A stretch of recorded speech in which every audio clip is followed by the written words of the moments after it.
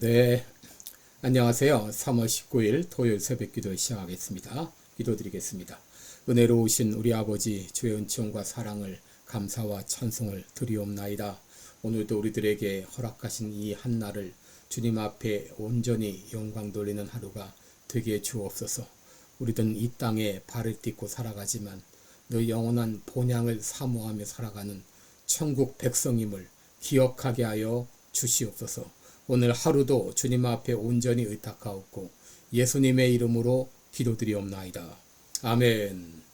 네, 찬송가 435장입니다. 나의 영원하신 기업 생명보다 귀하다. 435장 부르겠습니다.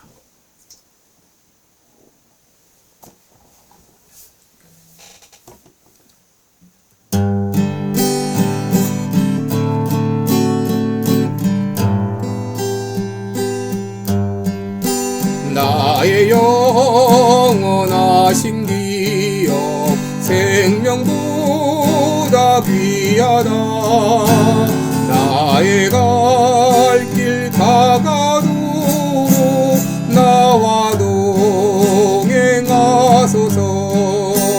주께로 가까이 주께로 가오니 나의 갈 길 다가도록 나와 동행하소서. 세상 무기 안일함과 모든 명예 버리고 험한 길을 가는 동안 나와 동행하소서. 주께로 가까이 주께로 가오니 나의 갈 길 다가도록 나와 동행하소서. 어두운 골짝 지나가며 험한 바다 건너서 천국 문에 이르도록 나와 동행하소서. 주께로 가까이 주께로 가오니 나의 갈 길 다가도록 나와 동행하소서.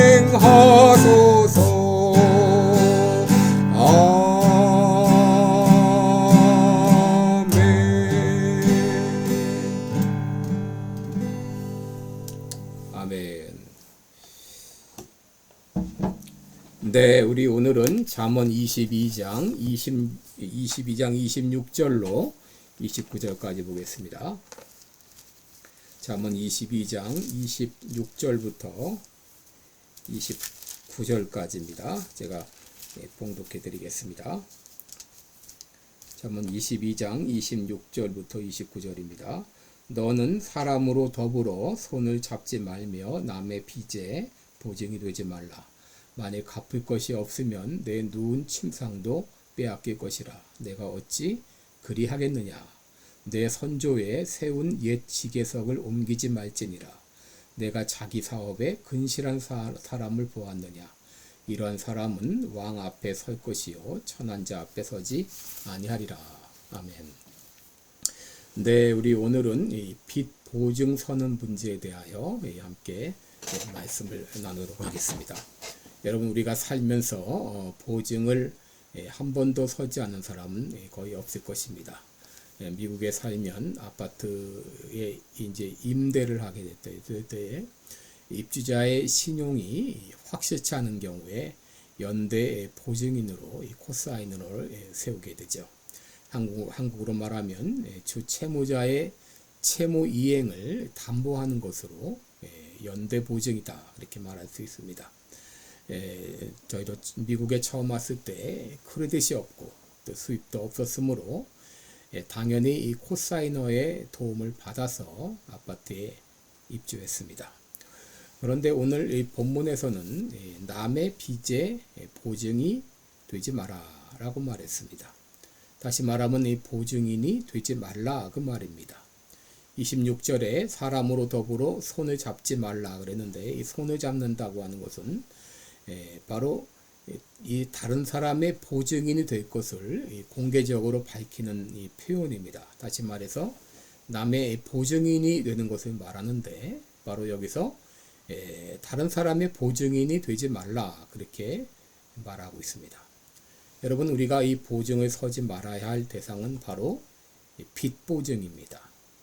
은행에서 대출을 받을 때 대출 보증을 선다든지 또 사채를 빌릴 때 연대 보증을 서는 일을 하지 말라고 하는 것입니다.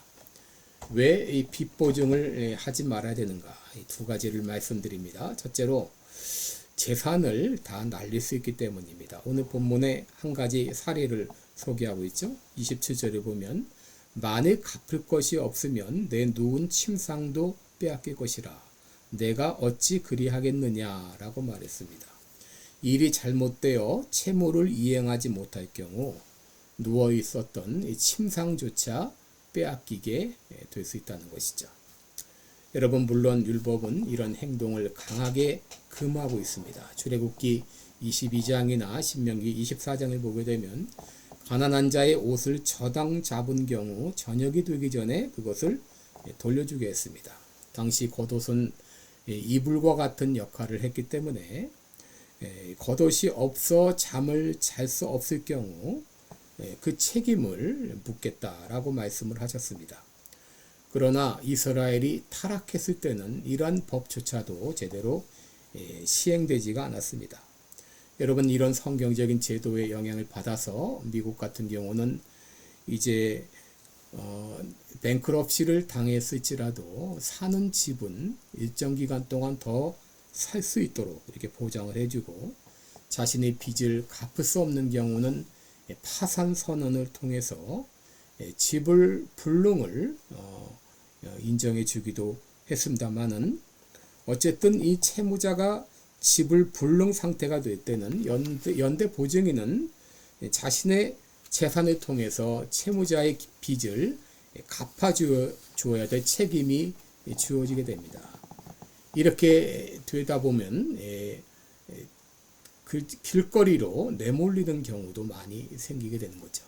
한국에서 그런 경우들을 많이 보지 않습니까? 갑자기 어느 날 집달리가 와서 그저 그냥 딱지, 빨간 딱지를 붙이고 또 빼앗아 가고 나가게 하지 않습니까?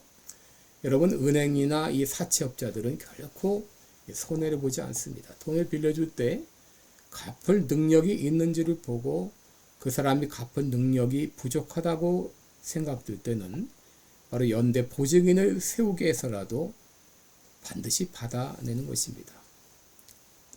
여러분 그런데 우리의 현실은 내가 열심히 일한다고 해도 내 생각과는 달리 회사가 망할 수도 있고 또 엉뚱한 상황이 펼쳐져서 돈을 갚지 못하는 이런 환경이 올 수가 있는 것이죠.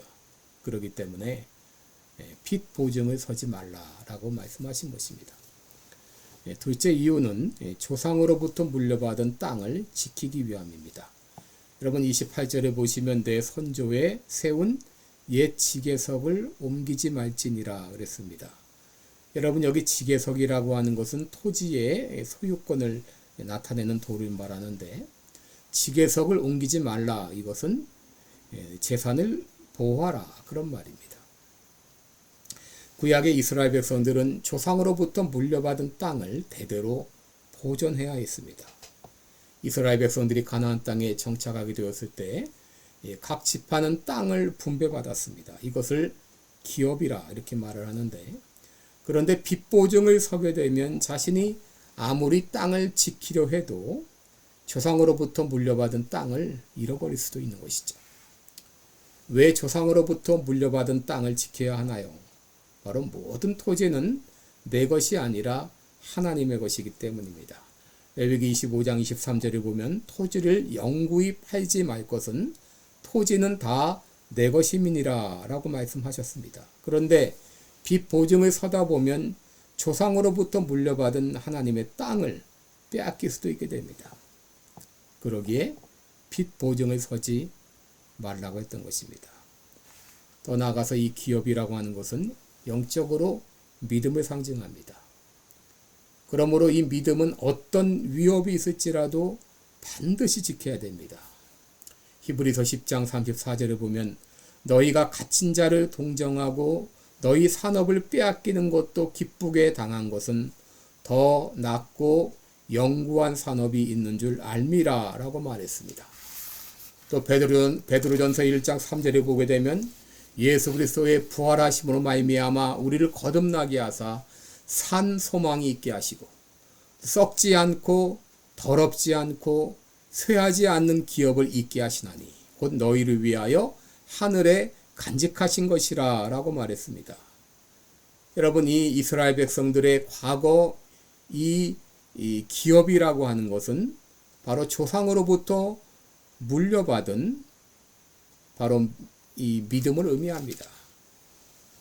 그래서 우리 믿음의 선조들은 이 땅에 살면서도 영원한 이 본향을 사모하며 살았던 것입니다. 그렇다면 우리에게 도움을 청하는 사람들을 우리가 어떻게 해야 될까요? 빚 보증을 서지 말라고 했기 때문에 우리가 이 도움을 요청하는 사람들을 그저 모른 채 해야 될까요? 여러분, 빚 보증은 서지 않을지라도 우리가 도울 수 있는 한도 내에서 최선을 다해 도와야 됩니다. 우리는 내가 가진 모든 것이 하나님의 것이고 또 하나님의 도우심으로 가능했다는 것을 우리는 믿습니다. 그러므로 우리들은 물질을 대할 때 나는 물질의 청직이라는 그 의식을 늘 기억을 해야 됩니다. 그럴 때 우리들은 나의 물질을 가지고 기꺼이 다른 사람을 도울 수가 있습니다. 다만 보증을 서지 말고 능력의 한도 내에서 그냥 주던지 정 안 될 때는 꾸어주어야 됩니다.